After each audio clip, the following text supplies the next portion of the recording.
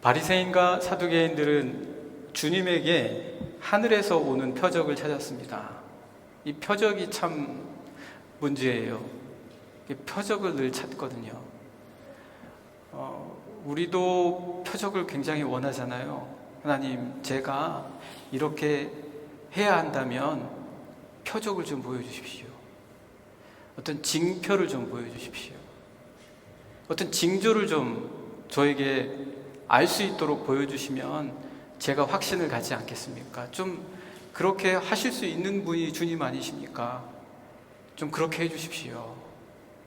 우리가 그렇게 당연하게 얘기하지 않습니까? 그렇게 기도합니다. 그게 또 사실 잘못된 거는 아니죠. 하나님께 그렇게 구한다는 것 자체가 그럴 수 있다라고 생각이 됩니다. 그런데 오늘 본문의 바리새인과 사두개인들은 주님께 야단을 맞았어요.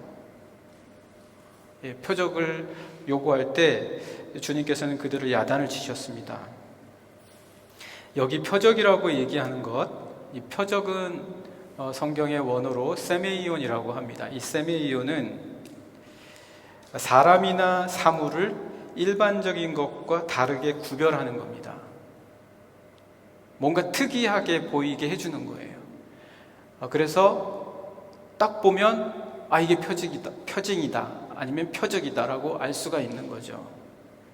그래서 기적이 될 수도 있고 꼭 기적이 아니어도 괜찮습니다. 이 표적이라는 것은 기적이 되어도 되고 기적이 아닐지라도 다른 것과 구별만 돼서 우리가 좀 깨달음만 받을 수 있고 눈치채거나 아니면 알아차릴 수만 있으면 그것이 표적이 될 수 있다라는 거죠. 그런데 이 바리새인과 사두개인들은 특별히 표적 중에서도 하늘로부터 오는 표적을 구했어요. 그러니까 예수님께 당신이 메시아라면, 쉽게 말하자면 메시아라는 그 표적을 우리한테 보여줄 수 있지 않겠냐. 똑같습니다. 오늘날 우리도 신앙생활 할 때 하나님은 나에게 표적을 보여주실 수 있지 않습니까? 이렇게 다들 얘기한다는 말이죠. 그게 이제 1절의 말씀입니다. 우리 1절 말씀 같이 한번 보실까요? 네, 1절 같이 읽겠습니다. 시작. 바리새인과 사두개인들이 와서 예수를 시험하여 하늘로부터 오는 표적 보이기를 청하니, 하늘로부터 오는 표적을 청했다라는 거예요. 주님이 야단치시거든요. 주님이 야단치시는 거는 쉽게 말해서 주님을 시험하니까 야단치시는 것일 수도 있겠지만 이런 것일 수도 있습니다. 도대체 언제까지 표적을 구할 거냐? 도대체 언제까지 기적을 바랄 거냐? 도대체 언제까지 표적이 있어야 신앙생활을 하겠다는 거냐? 주님, 제가 이렇게 신앙생활 오래 했는데 표적도 제대로 보여주시지도 않고, 그리고 이렇게 오랜 시간 기도했는데도 그 기도에 대한 마땅한 표적과 같은 응답도 주어지지 않는데 정말 저 지쳤습니다. 신앙생활 못하겠습니다. 만약 그렇다면 주님이 이렇게 대답하신다는 거예요. 도대체 언제까지 표적을 원할래? 언제까지 원하냐 너는 도대체? 우리가 늘 기도원이 기도할 때 양털만 젖고 바닥은 마르고 그 얘기 아시죠? 하나님께서 기도원을 불러주셨는데 자신이 없는 거예요. 그래서 이런 표적을 보여주시면 제가 그 부름에 맞게 나가서 싸우겠습니다. 기도원이 그렇게 얘기하면서 표적을 요구할 때 그 표적이 뭐였냐면 양털만 이슬에 젖고 바닥은 마르게 해달라는 거예요. 그래서 하나님께서 그 표적을 들어주셨어요. 그런데 사람은요, 한번 표적을 받으면 계속 원해요. 내가 이렇게 기도해서 이런 응답이 왔어. 그래서 나 참 좋았어. 이렇게 말을 하면서 또 표적을 원하는 거예요. 다음번에는 어떻게 응답해 주실까? 어떤 표적으로 나에게 보여주실까? 이렇게 또 여전히 구한다는 거예요.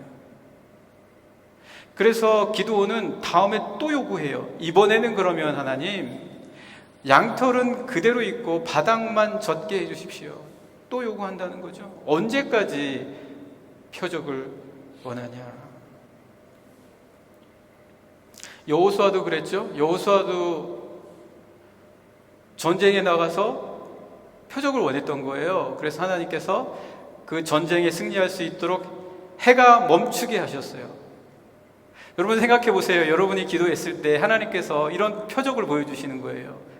신앙생활 잘 하실 것 같잖아요.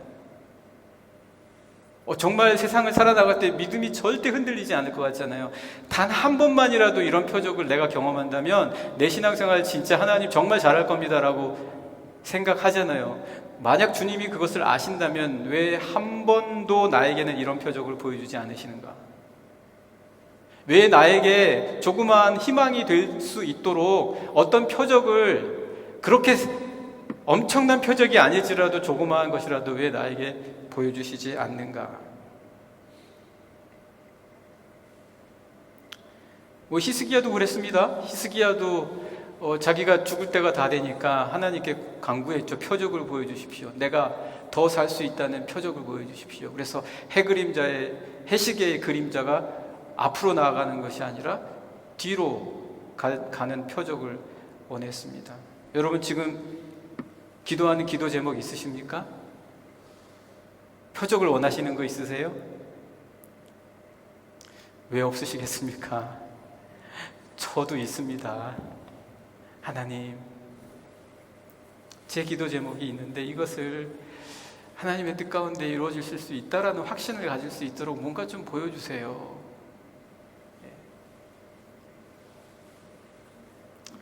그런데 주님은 이제 바리새인과 사두개인들, 물론 이들은 시험을 목적으로 했기 때문에 더 야단 맞았겠죠. 여러분이야 그러시겠습니까?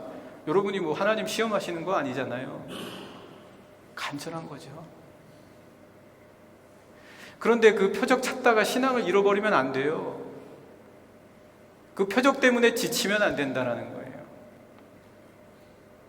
주님이 뭐라고 말씀하십니까? 2절, 3절 말씀입니다. 2절, 3절 같이 읽겠습니다. 시작.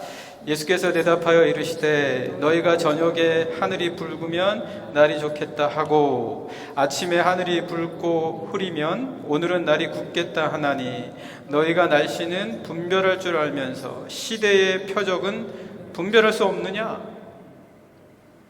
너희들이 할 수 있어야 된다는 거예요. 표적을 볼 수 있어야 된다는 거예요. 우리 정말 간절히 표적을 원하는데 안 주셔가지고 지금 못 받고 있는데 주님은 오히려 야 너희들이 왜 표적을 못 보냐?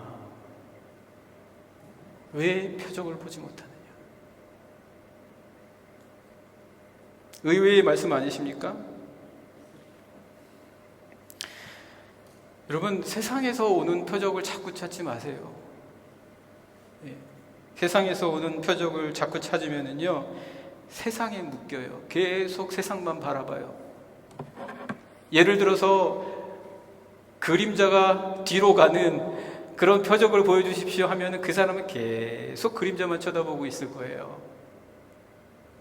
주님은 그거 원하지 않으세요. 주님은 그거 원하지 않으십니다. 제자들이 지금 5병이요 7병이요 기적을 보고 나니까 이제 떡에 관심이 많아진 거예요. 세상에 떡에 관심이 많아진 거예요. 그래서 주님이 야 너희들 바리새인과 사두개인들의 누룩을 조심해라 그랬더니 이 사람들이 떡 얘기로 착각하는 거예요. 여러분 표적 한번 경험해 보십시오. 홍해가 갈라지는 역사를 경험했다고 생각해 보십시오. 늘 바다만 볼 거예요. 늘 바다만 볼 거예요. 그래서 주님께서는 말씀하십니다. 야 내가 말한 누룩은 그 누룩이 아니다. 5절에서 12절까지 말씀입니다. 한번 같이 읽어보실까요? 5절부터 12절까지입니다. 같이 읽겠습니다. 시작. 제자들이 건너편으로 갈새 떡 가져가기를 잊었더니 예수께서 이르시되 삼가 바리새인과 사두개인들의 누룩을 주의하라 하시니 이 사람들이 표적을 너무 봤어요. 떡의 기적을 너무 많이 봤어요. 그러니까 이제 떡 얘기로 생각하는 거예요. 마음이 가려졌어요. 기적 때문에. 너무 기적을 원하지 마십시오. 너무 표적을 원하지 마세요. 마음 가려져요. 7절 계속해서 읽겠습니다. 시작. 제자들이 서로 논의하여 이르되 우리가 떡을 가져오지 아니하였도다 하거늘 예수께서 아시고 이르시되 믿음이 작은 자들아 어찌 떡이 없으므로 서로 논의하느냐. 다 떡으로만 보이는 거예요. 예. 여러분, 우리 한번 성공하면 그 성공의 도취가 돼가지고요 계속 그 성공했던 얘기만 해요. 내가 예전에는 이랬다. 그 성공에 도취돼서 우리가 도취될 거는 그런 것들이 아니다라는 거죠. 계속 말씀 9절입니다.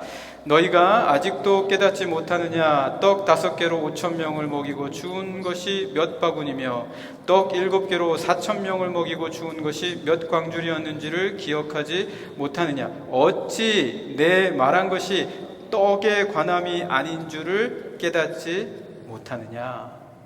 오직 바리새인과 사두개인들의 누룩을 주의하라 하시니 그제서야 제자들이 떡의 누룩이 아니요 바리새인과 사두개인의 교훈을 삼가라고 말씀하신 줄을 깨달으니라.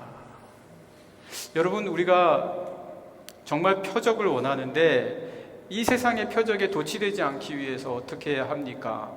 표적은 원하는데 표적에 도취되지 말아야 된다. 그리고 또 주님께서는 우리에게 시대의 표적을 너희들이 당연히 분별할 수 있어야 된다. 너희 그리스도인들은 표적을 분별할 줄 알아야 된다라고 말씀하신다는 거 아닙니까? 제가 그 크로아티아에 있을 때 크로아티아에서 알고 지내던 그 현지인 한 분이 학교 선생님이셨어요.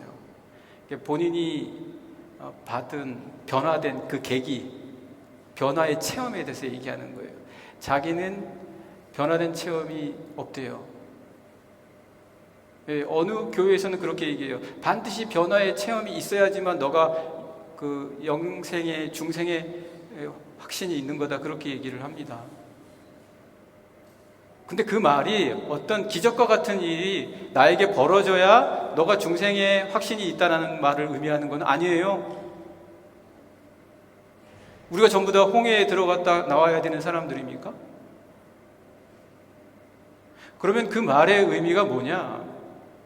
여러분, 구약의 시대에는 여러 가지 기적들이 많았어요. 그러나 신약에 여러분이 가장 잘 아는 사도 바울의 변화의 체험은 기적이 아니에요. 말씀이에요. 길 가다가 말씀 듣고 고꾸라진 거예요. 사울아, 사울아, 네가 왜 나를 핍박하느냐. 말씀에 나자빠진 거예요. 기적 아니에요. 여러분, 어거스틴 아시죠? 어거스틴이 변화된 체험이 뭔지 아십니까? 집어들어 읽어라. 집어들어 읽어라. 그때 로마서 말씀 들은 거예요. 말씀이에요. 하나님의 말씀이라고요. 왜 계속 우리가 무슨 표적을 기다리는 거예요? 어떤 기적을 원하시는 거예요? 말씀을 기다리십시오. 주님이 뭐라고 말씀하십니까? 오늘 주님이 말씀하시는 건요, 야, 내가 너에게 줄 표적은 딱 하나밖에 없어. 요나의 표적밖에 없다. 내가 너에게 무슨 표적을 줄까? 야, 지금까지 내가 얼마나 너에게 많은 기적을 베풀었냐? 얼마나 많은 병자들을 고쳤냐? 얼마나 많은 아픈 자들과 가난한 자들을 도와줬냐? 얼마나 많은 귀신들을 쫓아냈냐? 이 많은 표적을 행했는데도 믿지 못하는데 내가 너에게 정말로 필요한 표적이 뭔지를 알려주겠다. 요나의 표적이다. 말씀 잠깐 보시겠습니다. 4절 말씀 같이 한번 보실까요? 4절 말씀 같이 보겠습니다. 시작. 악하고 음란한 세대가 표적을 구하나 요나의 표적밖에는 보여줄 표적이 없느니라 하시고 그들을 떠나 하시니라. 요나의 표적이 뭡니까? 요나는요, 여러분, 참 고약한 사람이에요. 니느웨가 원수라고 니느웨에 복음도 전하기 싫어했던 사람이에요. 그래서 하나님께서 너 니느웨로 가서 복음을 전해라고 했는데도 안 가는 거예요. 끝까지 안 가요. 나중에 가서는 그 사람들이 어떻게 되나 하고 박넝쿨에 숨어가지고 지켜보는 정도였었어요. 그가 바랬던 표적은 뭐예요? 요나가 바랬던 표적은 니느웨가 불바다가 되는 거예요. 그런 표적을 원했었어요. 그러나 하나님께서는 그에게 어떤 표적을 주십니까? 야, 나는 너가 변하는 게 나에게 표적이다. 너가 변하는 게 나의 표적이야. 그래서 요나를 어디에 집어넣으십니까? 하나님이 준비하신 거대한 물고기 속으로 집어넣으시는 게 표적이에요. 하나님 안으로 들어가는 게 표적이에요. 세상에 뭐가 변하는 게 표적이 아니라 내가 변하는 게 표적이에요. 내가 하나님 안으로 들어가서 그 안에서 깨달음을 갖는 것이 표적이에요. 믿으십니까? 말씀의 표적은 그겁니다. 말씀이 내게 오는 순간 세상이 바뀌는 게 아니에요. 내가 바뀌는 겁니다. 내가 변화돼요.